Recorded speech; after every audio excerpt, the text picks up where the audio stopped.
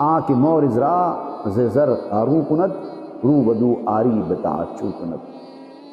وہ تو اللہ تعالیٰ ایسا ہے جو اللہ سے دور بھاگنے والے، اللہ کی نافرمانی کرنے والے، اللہ کی اطاعت گزاری سے پیٹ پھیرنے والے، اللہ کے احکامات کو پس پشت ڈالنے والے، اللہ کے ہی وجود کا انکار کرنے والے، ان لوگوں کو بھی قارون بنا دیتا ہے، ان لوگوں کو بھی اتنا نواز دیتا ہے۔ قارون کیا تھا؟